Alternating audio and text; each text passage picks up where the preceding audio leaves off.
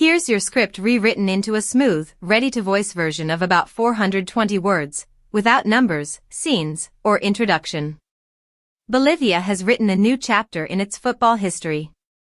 With a narrow but priceless victory against Brazil, the team secured a place in the World Cup playoffs and reignited the dream of returning to the grandest stage in football after more than 30 years. In La Paz, celebrations erupted across the city as fans filled the streets, while the mood on the Brazilian side was one of shock, anger, and disbelief. The president of the Brazilian Federation, Samir Xaud, called it a sad day for football, and his frustration poured out as he blamed everyone and everything except his own players.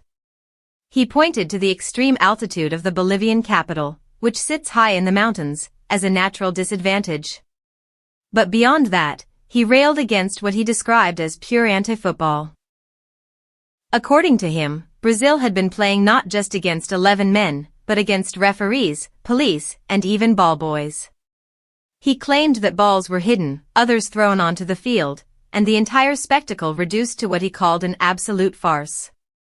Xaud's outrage grew as he demanded strict consequences, insisting such things should never happen in world football. He argued that everything was caught on video and that Brazil had essentially been forced to play against 14 rather than 11. His words laid bare the scale of disappointment and frustration for the record world champions after suffering such an unexpected and humbling defeat. Coach Carlo Ancelotti was equally incensed. Cameras caught him storming toward the referee immediately after the final whistle, his fury clear for all to see. Later, in a calmer mood at the press conference, he reflected on the match. For Bolivia, he admitted, the game carried immense meaning, perhaps far more than it did for his own side. But he insisted that officials had a duty to control the environment, not the players, the coach, or even the federation president. Still, Ancelotti could not resist a dig at the refereeing, calling the entire occasion special in every sense of the word.